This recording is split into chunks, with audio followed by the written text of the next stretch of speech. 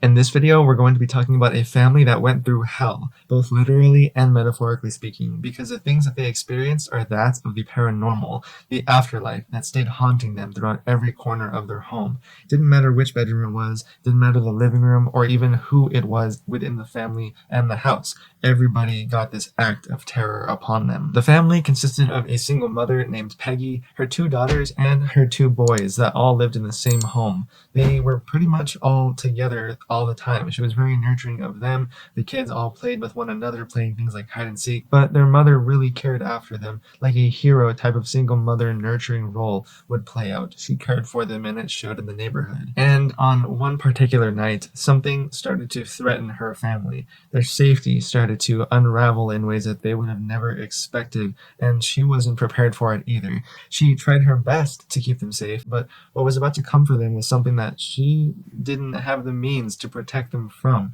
And they were about to find out really quick just how big of a threat this actually was. Peggy was putting all of her kids to sleep. Now, it was a two-story home, and they all lived upstairs across a hallway, and they had two separate bedrooms. Two kids in one bedroom and two kids in the other. Now, think this was late at night. Once she made sure that all of the kids were put to sleep, she pretty much went on with her night as per usual. It was just a typical night. Nobody suspected a thing, and neither did Peggy, so she went back downstairs into the living room, probably opened up a book herself, and was just sitting there, just relaxing, waiting until it was time for her to put herself to sleep. This night, everything would change for them forever, and especially in the span of just a few minutes, Peggy started hearing some things coming from upstairs, something like shifting or scratching or rattling.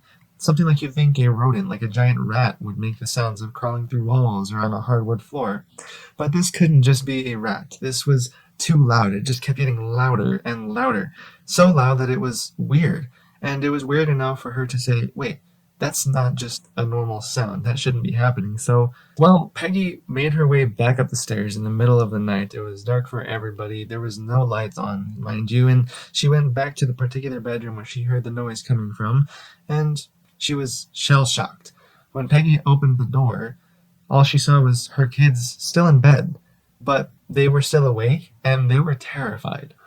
They were looking at Peggy, Peggy was looking at her kids, and they were all in this sort of state of mind of, what are we seeing before our very eyes? Because across the kids' bedroom was a heavy dresser. We're talking 20, 30, 40 pounds of a dresser, but it was moving by itself.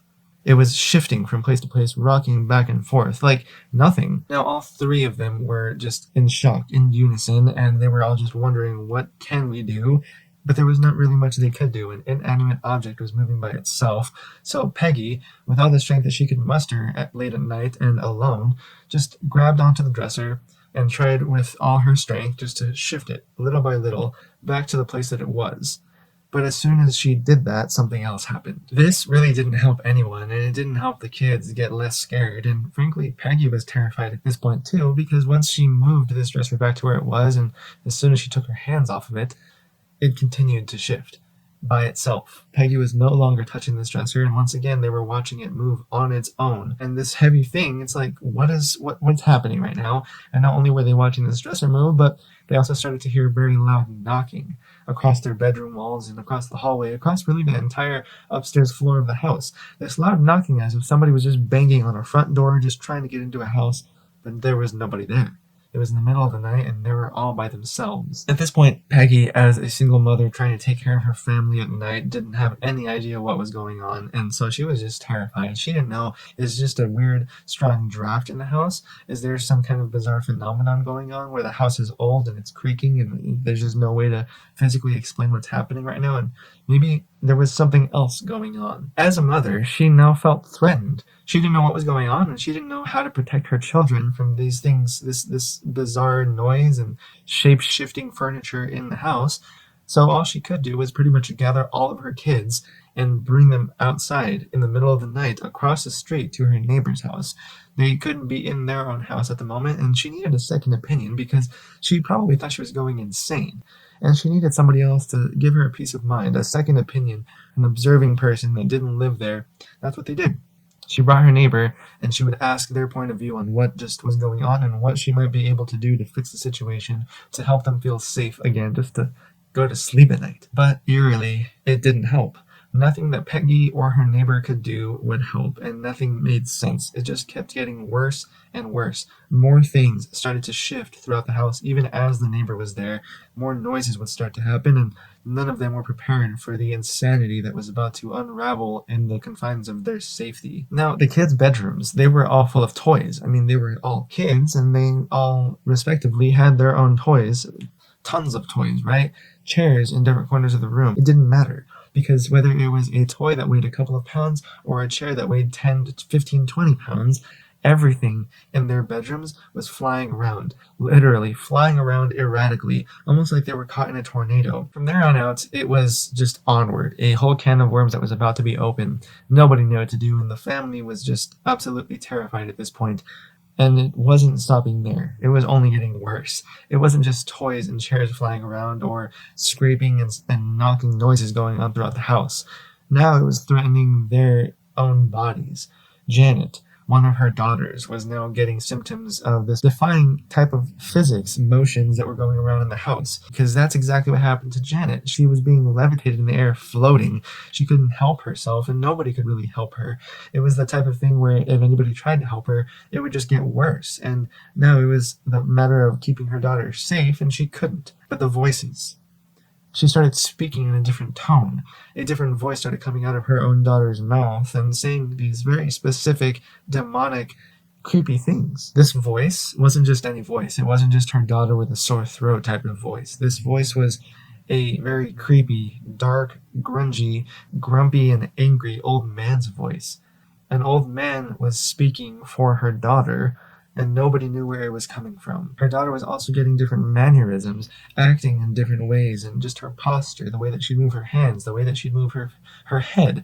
Everything about her daughter was different, almost like she was possessed. And she'd had enough. At this point, it was not just, hey, neighbor, can you help me figure this out?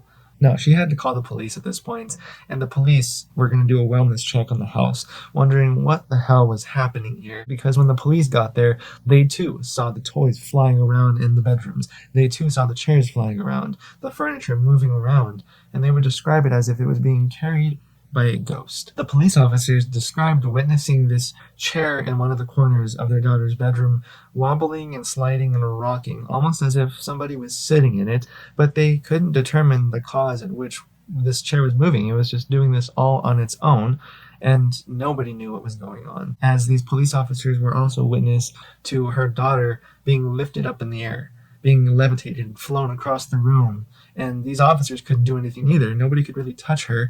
It was an unstoppable force, but where was it coming from? Nobody could figure it out. And at this point, she had called a neighbor. She had called the police officers. Everybody had seen her daughter being levitated up in the air, speaking in this old man's grumpy and angry voice with different mannerisms. Was it really a man, or was it something else? Could this be a simple phenomenon? It really was something completely unusual going on in this house. This was a quiet neighborhood before this happened. Word was getting out. There was no way to really hide what was going on in this house. It was too noisy. There was too many unusual, bizarre things happening, especially with the banging of the walls and the furniture, or the daughter screaming while she was being flown across the room.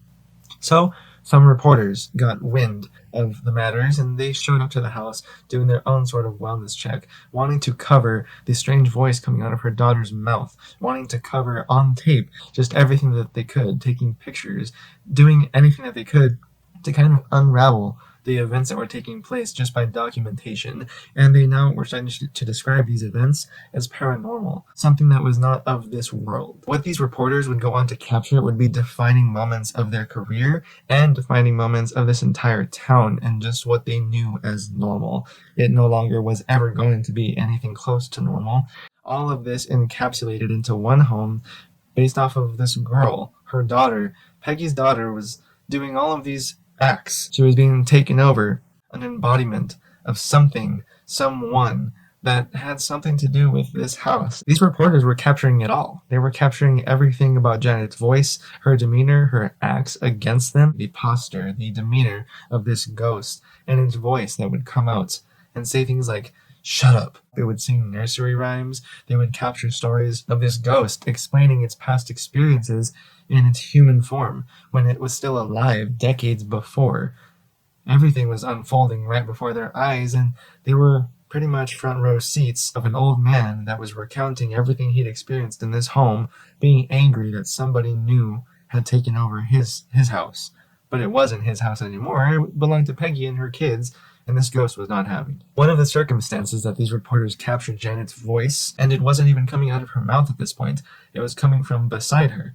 But her mouth never moved as the ghost possession was taking place, saying that just before this old angry man died, he went blind and he had a hemorrhage. He just died in the chair in the corner of the downstairs living room. She couldn't move. She was basically paralyzed in the same chair at which this old man apparently had died. One of the reporters, named Roz Morris, was dispatched to these events of the house to uncover everything that was happening and just capture it, document it for their records, even though nobody really knew what was going on or how it was happening. It would change her career, her perspective on life forever, as she bare witness, also seeing the furniture, the toys, the girl levitating, and the voice that was not her own, but this old man who apparently had passed away that took over this little girl. And at first, even she was skeptical. She went into this house thinking, no, this can't be right.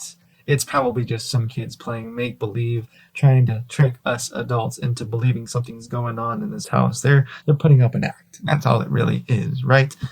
No. The family was even visited by more professionals. Two men from the Society of Psychical Research, actual people that worked in psychiatry and the psychic matters of how the human mind works, and they even determined that what they were experiencing, everything from the voice coming out of the little girl, to the levitation, to the furniture moving, they determined it to be a possession, a poltergeist, a genuine haunting throughout this house. It was no longer just some little girls and little boys and their mother playing make-believe or trying to create a story for attention. Even as Roz was witnessing everything that was happening along with these members of the society, she too left the house in full, complete belief that it was a poltergeist, and it was since coined the Enfield poltergeist.